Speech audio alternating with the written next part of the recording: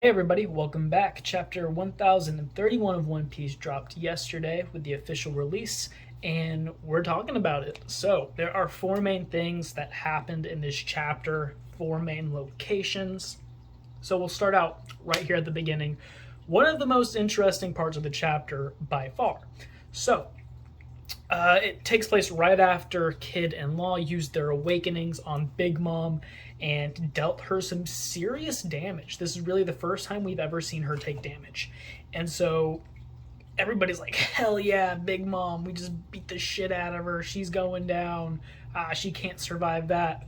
Big Mom's not dead, obviously. She uses her soul power, absorbs the souls of all these fodder, like samurai, probably some Kaido's army people as well, and animates all the steel beams and everything that's around her. So now she has a little army of steel beams of homies. And then she looks down at Kid Law and she's like, y'all are, that was pretty cool of you guys, but you're going to have to show a little bit more if you think you're going to take down an Emperor of the Sea. I'm Big Mom. I am an Emperor. And she goes, you guys dealt me some serious pain. I'm going to deal it right back to you. She then uses her devil fruit, takes out a year of her own soul and consumes it and becomes Bigger Mom. She grows, Napoleon grows. Now she's about as big as a giant, actually. I think she would have, based on the way she grows, it looks like she's about as tall as the smallest giants right now, maybe a little taller. It's ambiguous, but she's much bigger now. Her power's grown, her eyes are insane, and she's bearing down on Kid and Law. And the two of them look at each other. They go, I guess we're in the second stage of the boss battle now. We forced her into her final form, supposedly. Hopefully she doesn't have any more transformations. It's not going to be like Frieza with four forms. But yeah, Kid and Law aren't done yet. Both of them still have secrets to their awakenings. Presumably, Kid seemed to hint that he has more he can do, and the two of them are about to go all out. Big Mom is nowhere near finished. This is just like the first time she's even taken damage. And Kid and Law, they're not done either. They're going to push themselves to death if it's necessary. I can guarantee you Kid's going to push himself to death. My question is, what happens if Kid loses? Kid and Law, what if they lose to Big Mom here? What happens to the story? Well, we have a loose Big Mom rampaging through Onigashima, free to go steal Kaido's poneglyph, which gives her 2 out of 4. That's pretty serious, I would imagine, and that could play into the throne war here. But that's just the first part. Moving on to the next section, which I believe the next one is with Yamato. It could be another way around. 2 and 3 could be swapped, I can't remember. But let's go with Yamato now. Moving directly from Apu and Kid with the numbers, Yamato is heading down to, I think, the basement to basically like freeze the explosives, the detonators, and all these things to keep the island from exploding. She runs through that chamber where the numbers are, and number 2, Fuga, sees her and goes, Fuga, Fuga, and chases after her. This kind of leads credence to the theory that the top 3 numbers are actually the 3 samurai from the cave. I'm not totally convinced by this. Those 3 samurai, or not samurai, those 3 numbers, they don't really have their minds. They're not super intelligent at this point. Because number 2 there is following her, it doesn't mean that they're the samurai. Yamato could have met any of these numbers at any point living on Onigashima. It seems like the numbers have lived there this whole time too, right? Unless I'm misremembering. There's no reason. And they don't even really look like the samurai. People say they look identical to the samurai in the cave. I don't think that's true. Only one of them really holds any resemblance. The other 2 don't, in my opinion at least. So I'm not really sold on that theory. It could be true. It could be. But I'm not sold on it whatsoever. But who knows? Then if we move on to the next part, because that part's pretty short. Moving on to the next part. CP0 is on the move. They're coming after Robin. And I wasn't totally clear. It kind of looked as if Brooke said they're too strong to fight.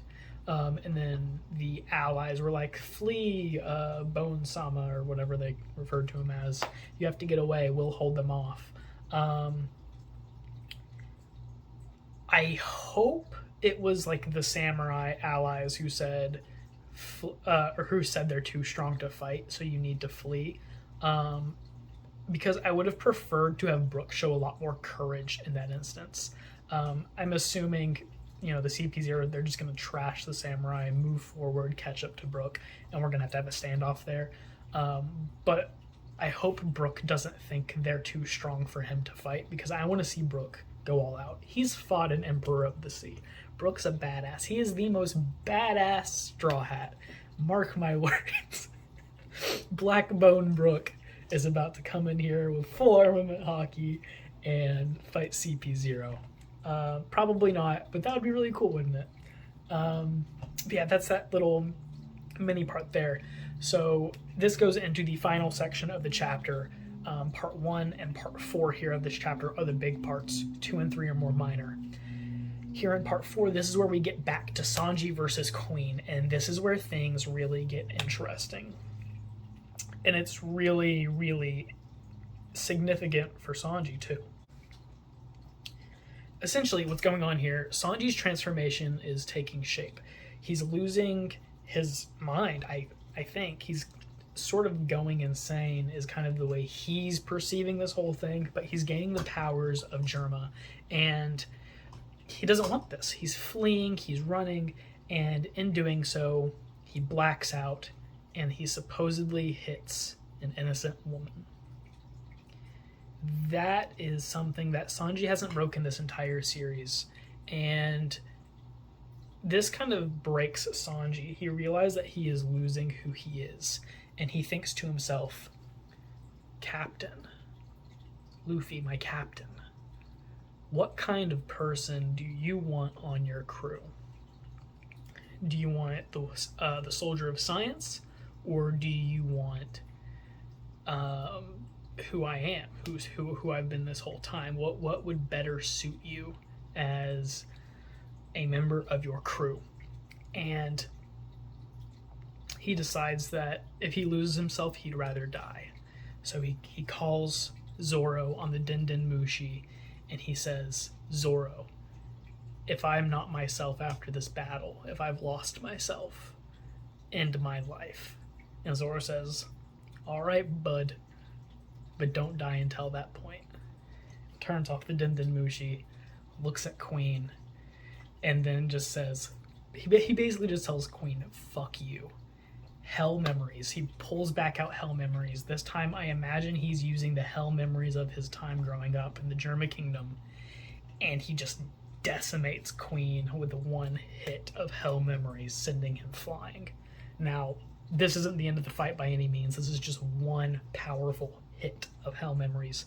But what we see here is that Sanji might have turned invisible. He might not need the raid suit anymore to turn invisible. It's unclear still if he was just very, very fast or if he completely turned invisible. Because if he's extremely quick, I don't think Queen would have had time to say, whoa, where did you go? I think he just turned invisible. And then, blasts him across the room, ending the chapter. With this in mind, Sanji's essentially living in his own little hell world now. Basically, now Zeph has to kill Sanji and then kill himself, as per his own words. Sanji's mother, Sora, her entire she committed suicide, essentially, to retain Sanji's humanity. And now he's losing even that. His mother died for nothing for him. A failure who couldn't even retain himself. That's what's going through Sanji's mind right now. He's becoming what he hates most. And that's unacceptable to him. We'll have to see how this plays out. I kind of thought that maybe Frankie and Chopper working together, because Frankie has Vegapunk's scientific knowledge to an extent. They may be able to work together to undo at least the loss of humanity of Sanji. Seeing as how, Chopper is trying to become a doctor who can cure any illness, I think Chopper would consider this an illness, loss of humanity. And they might be able to work together to some extent. That might not be the case. Actually, it probably won't be the case. I think it'll just play out where the drug Sora used does keep Sanji intact. But we'll just have to see how that kind of plays out here. The main thing I'm looking forward to going into this next chapter is I really want to see Brook versus CP0 start to play out. Obviously, Sanji and the Zoro fight, they sort of need to take place at the end, right before Luffy versus Kaido. But yet, coming here into this next chapter, I want to see the Brook versus CP0 fight begin, and then I want to see Usopp and Nami versus the Kazenbo demon, and other stuff regarding those things. It's a little the smaller plots going on, and then more of Kid-in-Law versus Big Mom. Maybe on the back end have a little bit more of Zoro versus King. That could be a cool back and forth. We have this one, and then we have this section of stuff. So yeah, that's pretty much my thoughts moving forward on this. Tell me what you thought down below, and I'll see you guys next time. Remember to like and subscribe if you liked the video, and see you guys next time.